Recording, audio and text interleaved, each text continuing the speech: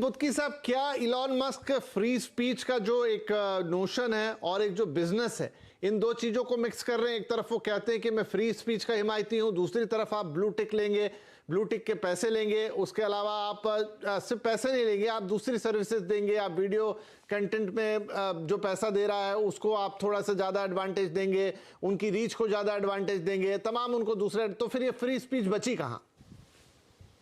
Right Vipin, आपके सवाल में ही आपका जवाब छुपा हुआ है। आपने बोला इलॉन मस्क ने फ्री स्पीच के बारे में बात की। आपने इलॉन मस्क कहा, आपने ट्विटर नहीं कहा। अब मैं ये क्यों कह रहा हूं? मैं इसलिए कह रहा हूं क्योंकि जितनी भी हम कंपनीज देखते हैं कंज्यूमर सेगमेंट में या कोई भी कंपनीज हो, वहां पर कंपनी बड़ी होती है, उसके सीईओ या फिर उसके जो स्टेक होल्डर्स है वो साइज में छोटे होते हैं। कंपनी अम्ब्रेला फ्लैगशिप प्रोडक्ट होता है। लेकिन एलॉन मस्क के साथ ये इशू है कि वो जहां पर भी जाते हैं, वो जिस कंपनी के पार्ट होते हैं वो कंपनी से बड़े बन जाते हैं। और आप जानते हैं, आपने देखा भी है, इतनी सारी कंपनीज जब भी कोई अनाउंसमेंट होती है, कुछ होती है, एक प्रोसेस फॉलो किया जाता है जहां पर पहले डिस्कशन किया जाता है स्टेक होल्डर से, उसके सोच समझ के अनाउंसमेंट किया जाता है। ऐसा नहीं होता है कि चलिए $12 में दे दीजिए, अरे नहीं नहीं चलो आप ना तेरा ना मेरा $8 में फिक्स कर लेते हैं कि आपको ये ब्लूटिक सर्विस मिल जाएगी। तो अब मैं ये क्यों कह रहा हूं? मैं इसलिए कह रहा हूं क्योंकि फ्री स्पीच के लिए हमेशा से एलॉन मस्क बोलते रहे हैं और इसकी शुरुआत उन्होंने की थी जब उन्होंने क्रिप्टो में अपने कदम रखे थे। वहां से वो बहुत ज्यादा इस बारे में बोल रहे थे। और एक प्लेटफॉर्म जो माइक्रो ब्लॉगिंग प्लेटफॉर्म है ट्विटर, इससे में भी बहुत सारे लोगों ने इसको संदेह के कटघरे में खड़ा कर दिया था कि यहाँ पर फ्री स्पीच पे रोक लगती है। तो उनका कहना है कि जी हाँ, मैं इसको फ्री करूंगा, मैं इसमें बहुत चेंजेस करूंगा।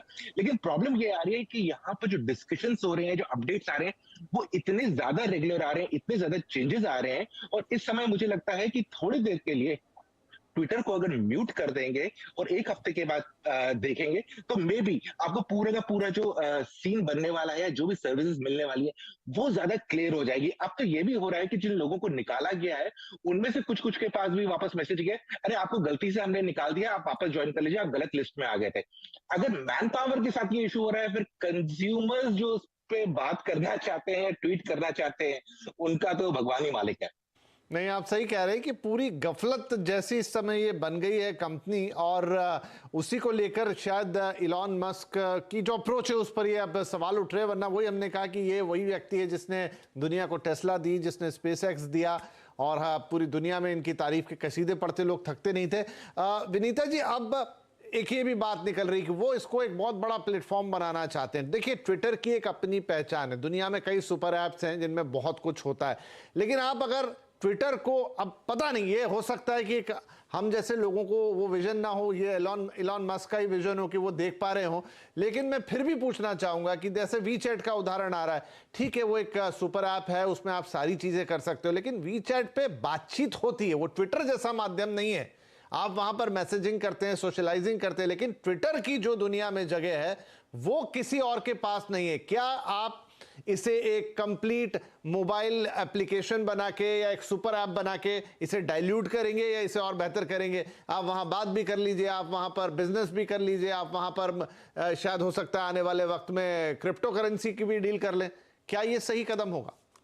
जी, और क्रिप्टो करेंसी से शुरू करते हैं। मेरे ख्याल से जो संदीप जी ने कहा वो काफी हद तक उनकी मानसिक जो सोच है उसको समझने के लिए अच्छा है, क्योंकि वो डॉज कॉइन के इतने बड़े समर्थक, क्रिप्टो करेंसी के बड़े प्रमोटर हैं, समर्थक हैं खुद इलॉन मस्क।